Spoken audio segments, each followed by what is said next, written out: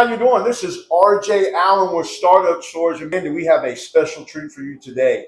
We are doing Startup Stories Teacher Edition, and I have got Colonel Eric Brewington with me today in this awesome cigar lounge. He is a teacher, retired colonel from the Air Force, right? Yes, sir. Yes, sir. How many years? 22 years. Man, thank you for your service. Thank you, sir. My father was military. Absolutely love the military. My daughter was in the military. My son-in-law is in the military. I'm going to tell you, my son-in-law would absolutely love this place. So next time he's in town, we are coming here.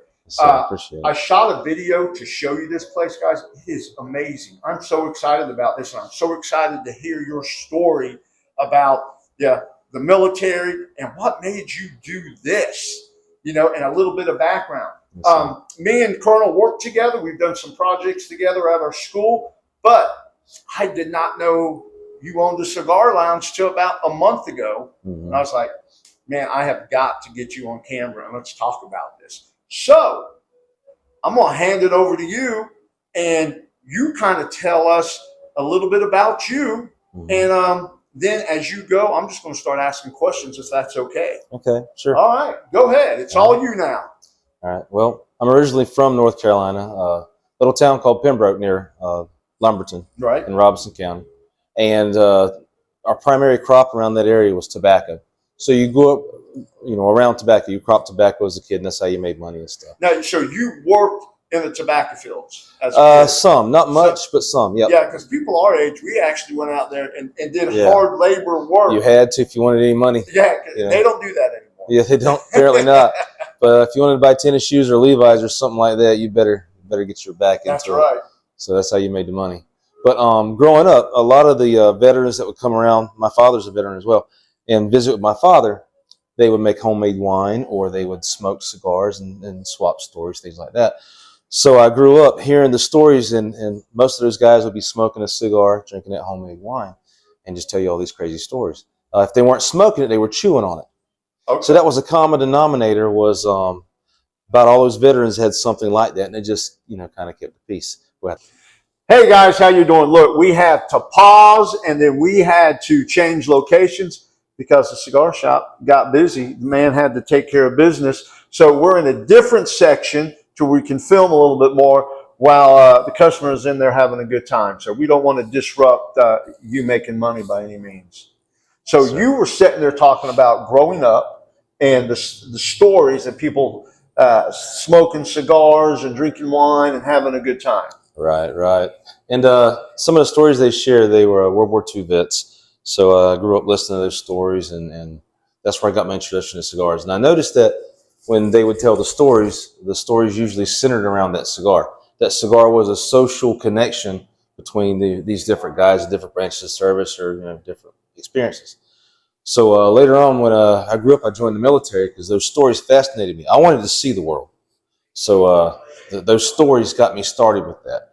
So when I got into the Air Force, I started out with a fighter squadron, and it was pretty cut and dry. But there were some cigars involved. Yeah. And it was sociably as well. When you had a cigar, it forced you to slow down. It forced you to get to know one another a little better, because that cigar is going to take you about an hour to smoke and enjoy. So that's where that started. Then I went from the fighter world, waiting for a pilot slot. I went to Air Force Special Operations and deployed over to, got PCS, moved over to England, United Kingdom. And while there, when we deployed, oftentimes if you had any downtime, which was rare, there would be a cigar. So I didn't smoke, but they introduced me to it. And so when was this? What year are we talking? That was 1993, my first deployment. Okay, all right, 93. So they would smoke and I would watch, and they, my boss finally talked me into riding with him to buy some cigars, some Cuban Cahibas. And if you know anything about Cuban cigars, those are pristine. Yeah, those are over $1,000 a stick now per cigar. And we can't afford those here. Yeah, we're teachers. We can't afford that. No, we can look at pictures. That's about it.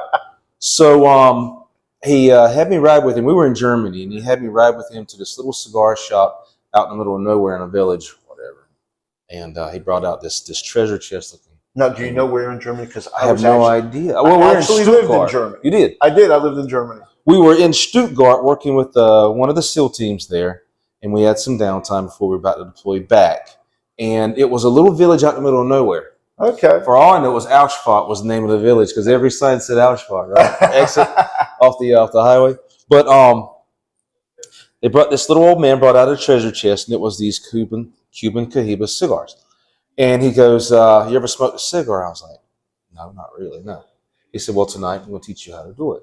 So he taught me, and I'd never smoked one before. And it was this thick, rich, black cigar, which I steer people away from. I want you to start out light and build your way up, otherwise you'll get sick. Well, so yes, got sick, huh? I got sick. It was awesome. But it was a great tasting cigar and a great experience. And that was my first stick. And in fact, Brad Webb, if you're out there, it's your fault. And I need to call you because you've been my boss more than once, even in JrROTC, and you didn't know it. But he's retired now, I do believe. But so that's where it started. And again, that cigar will be around that social connection of you telling stories, you talking, just like what I had saw when I was growing up.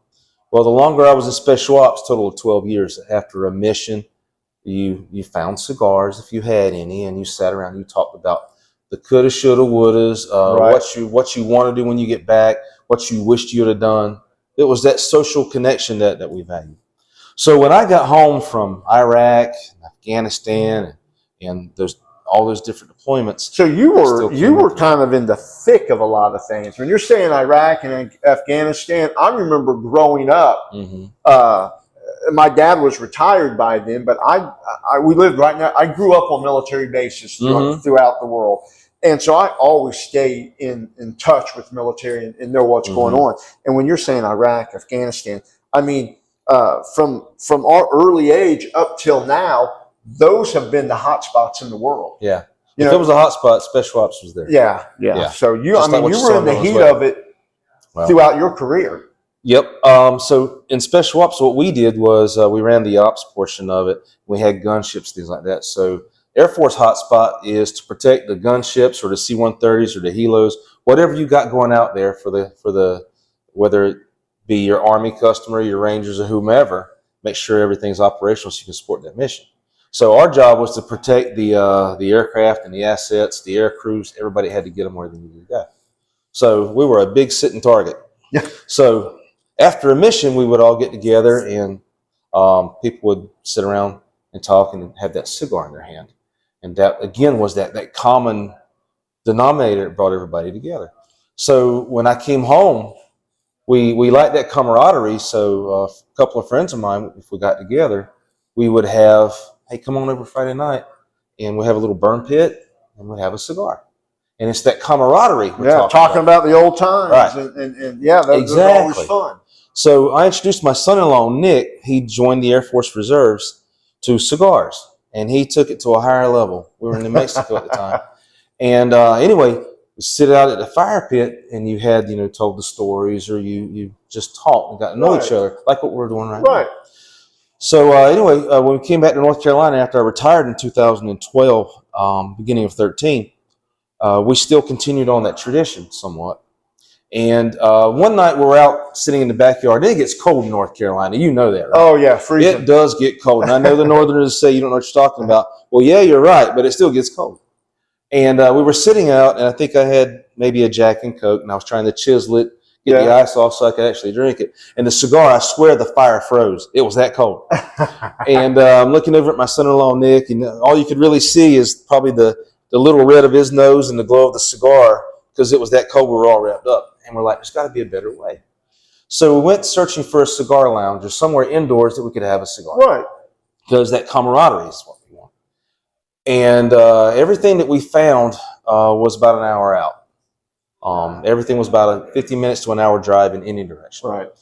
So we're looking at a map. Back in the old days, we used maps. But we're looking at a map, and we thought, we are centrally located an hour from any reputable cigar lounge.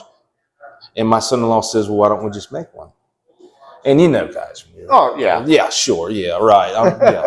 Yeah, really, we're going to make one. Right. So he talks me into it, and I've always wanted to do something along these lines. So we had talked about that in the desert. But we did, And the guys that we have visit us the most of them are veterans. And it's, again, it's that camaraderie like what you're witnessing right now, where they found something in common. They're discussing it because that cigar has forced them to put the phone down. Right. It's forced them to talk, get to know each other a little better. So you're no longer, Mr. So-and-so, you're now by first name basis. That's right. And you start talking about the military, chances are you're probably in the same location, same time. Yep. And there's a bond there. And that cigar allowed you to have that bond. I just find it amazing. Yeah, and this place is amazing. So tell them what this is in, what your lounge is. So when we were looking for a place, we wanted a place that would stand out. Railroad station, love trains. Anything to do with aviation or anything to do with the military. Tie that in to what we have here. And we looked up. My son-in-law found a Quonset hut. A Quonset hut is a big round building like you would see on Gomer Pyle. I was sitting there thinking Gomer Pyle. Yeah. Dude, we're old. Because we're going to say Gomer They don't know Pyle, what that is. and they are going to be like, what is Gomer Pyle? So it's a rounded building. It's a bunch of pieces of metal put together, but it's been here since the Army put it up in 1940. So the town was looking to tear it down because half of it was condemned, and they didn't know what they were going to do with it. So it was an eyesore. So we sold them on this concept of, the realtor said, he's about in his mid-80s, and he looks at us, and we're walking through here. There's no power. Looks like Jimmy Hoffa left a bunch of bodies in here. For those of you who don't know who that is, look that up. Yeah. But anyway, it was a hot mess. So we're walking around, and the realtor says, what are you boys planning to do with this place? And my son-in-law, Nick, chimes in. He goes, we're going to make it into a high-class cigar lounge. That man looked at us like we were crazy. And he said, you boys want to sign a 1-year contract? You're going to walk out of it. I said, 1-year contract? We're going to sign a 1-year contract with 4 options. And he knew we were crazy. And that was 6 years ago. And it is nice. So when we get done, I actually want to, I'm going to let you take them on a quick tour of this place. Sure. I'll pull out my phone and just kind of follow you, and you can kind of take them on tour, because this place is amazing. It's got military written all over it. So if you love the military and love cigars, or just love the camaraderie of other people in the military, this is the place to go. I absolutely love it in here. So you retire, open the cigar lounge. Well, that was in 2019 that we actually pulled the trigger on it. In 2020, we opened. So when did you become a teacher? Because I got to bring that in. 2014. Do you know that is my first year I became a teacher? Really? Too? Yeah. We started together. I started to get. Yeah, we sure did. What was wrong with us? I know. Yeah, we were younger then. We got old. After management for so many years, you just kind of like, let's do something that's maybe a little easier. Yeah. I don't know if it was easier, but working with kids is great. I have it. I love it as well. So, what made you do that? So, I mean, you're the ROTC instructor, right? So, what made you decide to go into teaching? So, believe it or not, you send out 100 applications, and the one that calls you back is usually the one you answer, right? So, JrROTC called me first. I'm doing my job in New Mexico. I just announced I was going to retire in a couple of months, and this colonel, a customer of ours, comes by, and he goes, I've gotten to know you a little bit and your personality. I think you need to come and check out something I need to show you. And I'm like, well, what are you talking about? He said, JrROTC. I said, yeah, I took that as a kid. I loved it. In fact, I spent a lot of time. I wanted to teach ROTC in college, but if you're, the excuses I got was, well, you're so vital to the mission, we can't afford to let you go. Right. I get it. But I loved ROTC. So anyway, I took him up on the offer, and I went to visit this brand new high school. It was absolutely beautiful. Inner city school in Albuquerque, New Mexico. And let me tell you, the kid's hair was too long. It was sad. There were spitballs and paper balls going across the room and stuff. And there was a full bird colonel over in this corner, and there was a chief mess sergeant in that corner. And I'm like, you're being disrespectful to these are high-ranking officers. So anyway, I guess the colonel could tell by the look on my face I wasn't too impressed. Yeah. So we took a little walk, just him and I, and he showed me around the school. And he said, you got any questions for me? I said, yeah, you know what? Hair's long, this and that, and I still have my active duty eyes on. Right, I haven't retired yet. Yeah. And I'm like, they're wearing that uniform and they're disrespecting it, yada yada. And he breaks it down for me. He said, Brew, listen, you might be the only positive male role model that kid ever has in his life. He doesn't know how to act like a young man. Some of these girls, they don't have a clue. They live with grandma. They don't have parents. They don't know how they're supposed to act, and we're here to teach them. We're trying to be that role model. And it hit me in the heart, hit me hard. I'm like, that makes sense. So that's the thing about this JrROTC program is it makes you fall in love with the kids. Yeah, and because it's not anything else, it's those kids. You want to be there for them. Yep, and I've been hooked since 2013. Really. And you know, I'm going to say this for the people out there.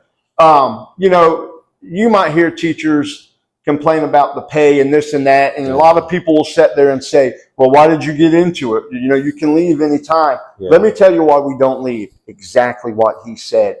You fall in love with these kids, and you realize they might not have anyone else. You might be the one person that that reaches them. They might have a bunch of other teachers, but you're always reaching someone, and sometimes you don't even know it. That's the beauty of teaching, and I love it. You know, I don't want to leave the classroom because I love interacting with the kids so much. And once you do it and you're in it, and you know, this is our second career. We're probably a little older, you know. Just a little bit. Yeah, a little bit. So, you know, I don't know if we have a different perspective because we're older and we can look at it. But yeah, I love the kids, and it's something I'm going to do, you know, probably for the next 8 or 9 years, and then maybe retire as a teacher as well. A lot of my graduates come back, and I tell them, when you turn 21, because they all try it, going to come in and have a cigar. And, okay, you turn 21, I'll give you your first cigar and your first beer. It's on me. It's a celebration. All right, so now you've opened this. You opened it in 2020. 2020 we opened up. November 6th of 2020, yes, sir. So you've been open, what, 6 years? Almost 6 years? Just went over 5. Just over 5. Yes, sir. As a businessman now, and now you're an entrepreneur. So you were in the military, special ops, school teacher, entrepreneur. And this is what this is, Startup Stories about entrepreneurs. We know why you got into it. What has changed? What have you realized about business? Look at the business aspect of it, because when we get started in something, it's the passion of what we want to do. Right. And now when you get a business and you actually get into it and it gets successful, that passion's still there, but there's a whole lot of other things you got to work into it. Yeah. For those of you that hate math, good luck. You hate English, good luck. Because you're going to have to use all of those skills. That's right. Nick and I separate the duties. Nick's my son-in-law, Nick Jones. And we try to separate the duties. He does the ordering for cigars, and also there's that aspect of it. I order like beers and all the liquid beverages and stuff. Take care of that. But the taxes, there are so many different taxes to keep up with. You know what I'm talking about. Oh my There's God. Tax changes. There's tax upon tax. It's just never ending. And you look at it, you're like, out of every dollar I make, I think I spend 75 to 79, 80 cents in taxes something else that goes out the door. So if you're looking to get rich quick, like teaching, this ain't it. This is not it. It's the long haul. Right. So you like you said earlier, the word passion comes to mind. If you don't have a passion for what you're doing when you get up in the morning, you're going to hate it. So this my wife calls it my man cave. Yeah. And my man cave, I'd like to make a little money one day, hopefully, where it can sustain us when we're retired from teaching. But it's the passion, because what those guys, two perfect strangers from about 30 minutes ago. Oh yeah, exactly. Are probably besties in the forming. I got a Marine here. Sometimes I have Armies show up. We just rib each other. Oh, of course. But it's that camaraderie. It's that love of community. I like that, and I miss that. So this helps me bridge that gap. JrROTC was supposed to bridge that gap for me. It's not working out too well because I'm still in uniform. That's right. You are short, but this is helping me bridge that gap. And it's a nice getaway. It is. It's a nice getaway. And they're 21 again, or now your kids are grown. Yep. And out. So I've noticed, because my kids, I'm empty nesters, and when that happens, you don't have those kids there anymore. it's okay, what am I going to do now? And I know my wife is like, you've got to find something to do because being around me the whole time, not going to work.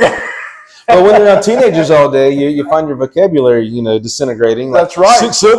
Oh, man. Like that. Don't know where that came from or why, but they love it. So, yeah, it keeps you going. It does, yeah. And this is so neat. We're going to stop recording here in just a minute, and I am going to get you to take us on a quick tour. Okay. But you told me a story about this door. Yeah. So let me. I'm going to move this a little bit. Sure.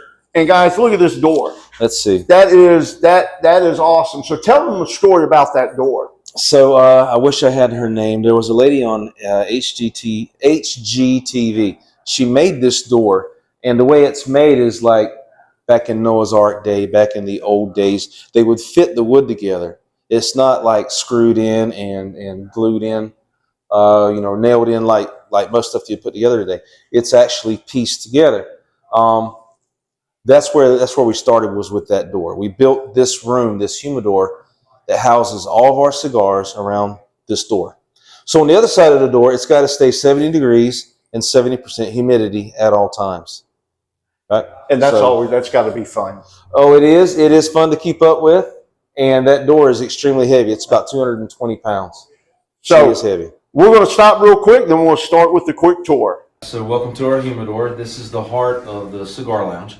This is where we house all the cigars. It's, like I said earlier, it's got to stay a perfect 70 degrees and 70% humidity. And the walls, I believe we had, was it white cypress? And the shelves are cedar. So those woods help us keep the moisture, the balance, everything is where it should be and stays that way. So this is our big investment, is in the cigars itself.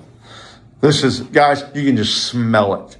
I love it in here. This is very nice. Yeah, really, really nice. Let's head on out and we'll look at some other areas. So this is our bar. Nick, my son-in-law, designed the bar. So if you look, you're actually in a barrel. So for $30 cigars. So there's the top of the barrel, up in the middle right there. All the wood is from an old tobacco barn. It's over 100 years old, and we had the wood when we started out. So we just built the bar up with that wood. It's got the look of like a movie room. Yep. Where you can just come and chill out. All right, good. Little furniture. Go ahead, man. Yep. This is our mascot, Mr. Bones. This is where it all started. Our emblem came from this patch. It was my first squadron. It's from 1938, the 95th Fighter Squadron. So the Air Force retired that patch, and a friend of mine who has his own cigar label said, if you take that patch and you alter a number of things on it, you can make it your own. So I did, bought the trademark, and it's mine until the day I die, plus 70 years. Oh, that's awesome. So this has a speakeasy environment to it. It's the speakeasy room. And if you look around, you'll see a lot of military paraphernalia, things like that we have.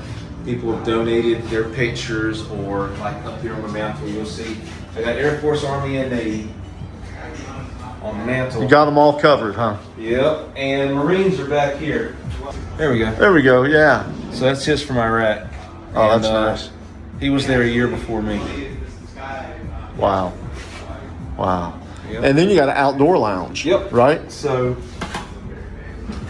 when the weather's good, they turn everything on. That's where everybody comes out to. There's music we play.